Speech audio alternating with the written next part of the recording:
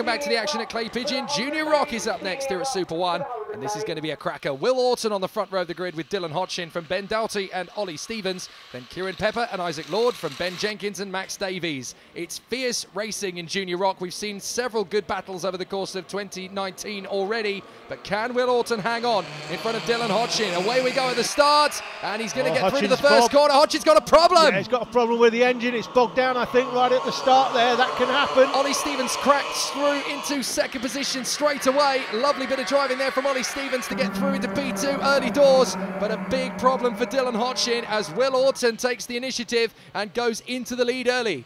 He's looking okay now though, Hodgkin. I think the engine's recovered, but just had that problem right at the start. It's Ben Jenkins picked out, started P6.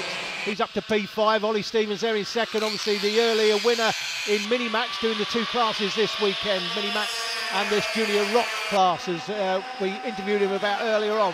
Always impresses me when a driver decides to do two classes in one meeting, because these two different karts, they're similar in terms of spec, but in terms of the driving style, there is a little bit of a difference between the two. You do have to adapt to it. Yeah, Ollie was saying earlier on that this is a much heavier kart for him. His arms are dropping off by the end of the race, 12 minutes plus a lap in these karts. He's finding it quite a struggle, but not so much of a struggle at the moment, holding on to Will Orton, who we know is absolute top quality in this. The championship leader, that's Ben Doughty, running P3, second in the championship on the 28 kart. Yeah, Will Orton has world class written all over him. He was Britain's representative in the FIA Karting Academy Trophy last year, a championship, of course, previously won by Charles Leclerc, who's now a Ferrari Formula One driver. So you don't get selected in that championship by your national motorsport governing body unless they've recognised in you that there is some superior racing quality. And even Will Orton, a very top grade racing driver, is finding it tricky in this class, and that shows you just how close and how even it is in Junior ROK. You've got drivers like Dylan Hodgkin all over the back of him. Ben Doughty is trying to hold off there. Dylan Hodgkin, who is there in fourth position, he's got himself back together again, to be fair. Hodgkin in fourth place. So Ollie Stevens is the one giving Will Orton the hurry up as they go through the S's and up towards Hans Hairpin again. Good battle for fifth place as Davies runs in front of Jenkins and Pepper. Isaac Lord is actually struggling a little bit now for pace, but there is the battle for third place. This is Doughty trying to hang on in front of Dylan Hodgkin. The interesting dynamic here is the fact that the man in fourth place on the 50, Dylan Hodgkin, won his engine in a competition earlier in the year, so he's racing on a free engine. Very true. Which is very nice, of course, and doing pretty well this weekend as well. Yeah, it's great to see that there are these opportunities for youngsters, because obviously the cost of karting is a subject that keeps coming back. But one of the great things that ROK has done since its inception in 2019 into the British karting world is it does give youngsters these opportunities to come in. It's been about creating those opportunities. I mean, last year's Super 1 top 3, they were given a free ticket to go and race in the ROK finals, which is an amazing gesture from ROK. That shows you their dedication and commitment to British karting. Yeah, in fact, I think there was more than 3. I think there was something like 103 at the awards. Very true, actually. I remember last year there were lots of people with here comes the move. Prizes Ollie given Stevens out. is going to squeeze in. Lovely. That's a beautiful, beautiful run on Will Orton. Can he double up? Minimax and Junior ROK winner. Hodgkin down the inside for third, makes it stick. Yeah, that was lovely from Hodgkin, because he saw that Doughty was taking the opportunity to try and get past Will Orton, and he got boxed in. So Hodgkin read the situation sweetly. He knew what was going to happen. He read it, kept his kart stuck to the inside line, and he's bagged third position out of it. That was very sensible racing from Dylan Hodgkin. Now he's got a great run on Orton. Yeah, look at the way he's tucking down in the seat there. Hodgkin wants this win, make no mistake about it. Can he get there? Not quite. He tried to do exactly the same thing that Stevens did to Orton a lap ago and didn't quite manage to get the traction out of the corner. Meanwhile, for fifth place, we've still got Davies in front of Jenkins and Pepper. Isaac Lord dropping back. But now this is a four-way fight for the Junior ROK victory. Stevens, Orton, Hodgkin, Doughty. Fantastic racing as they come through the final turn, out of the final turn, down to through the start line, then down to Billy's Blind Classic. Right-hander at the bottom of the circuit right here. In the old days when we didn't have the floppy-droppy nose cones, as Alan Rees-Reynolds likes to call them, that corner at the start of races used to be mayhem every time. You'd see 4 or 5 people off every time, loaded up through that corner with the nose cones as they are now, of course. You can't do that anymore. But you still call an them interesting caller. You call them the old days. I remember it well when it was only a few seasons ago that used to happen. That's true. That is true. But now we've got these drivers battling away very cleanly in the early stages, but once these laps start to tick down, and they will do very rapidly. Look, there's only 0.4 of a second between these four drivers. They are going to be absolutely duelling. We've had Will Orton run in the lead.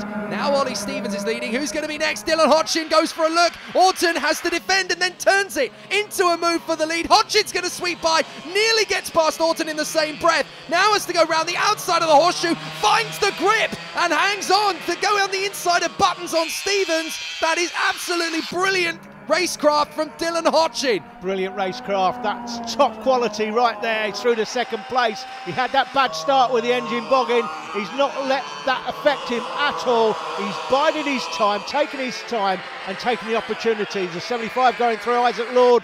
Clearly he's got some sort of issue down the back of the field. He's about to get lapped, but he's got some sort of mechanical issue, unfortunately for Isaac. Well, Kato Adams is going to be beaming from ear to ear at Dylan Hodgson's performance. This is absolutely brilliant as, Isaac Lord gets out of the way but puts two wheels on the grass to do so. That's decent driving. Well aware of what's going on behind him, doesn't want to get in front of this lead battle. But what a great battle it is. And it means we're going to have a pure fight now, doesn't it? Nobody's impeded, nobody's going to back off or lose time. It's just going to be 6 minutes of rip-roaring racing between the four best junior ROK drivers on the grid. Will Orton, Dylan Hodgson, Ollie Stevens and Ben Doughty. The others are still in a good battle, but obviously everybody is still getting used to this class of karts, and a few drivers have been able to get used to it quicker than others. Ollie Stevens and Ben Doughty, probably the two younger drivers of the four we're looking at here, but well impressed by both of them, to be fair. Ollie Stevens, as I said before, won the Minimax race earlier in a small grid, but doing particularly well here, as I say, in a much heavier kart for him.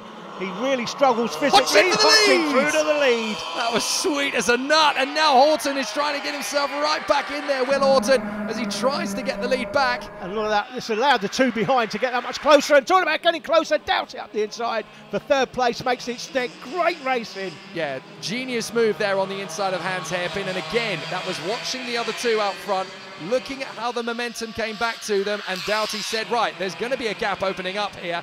I'm just going to stick my kart on the inside line, and we have 5 minutes to go. There's no way he's going to resist that. There's no way he's going to fight back on that one. He's going to have to resist me and let me go. So that was well read by Ben Doughty, and now he's on the back bumper of Will Orton. Yeah, some top quality racing right here. Nice clean moves for the overtakes. That's exactly what we want to see.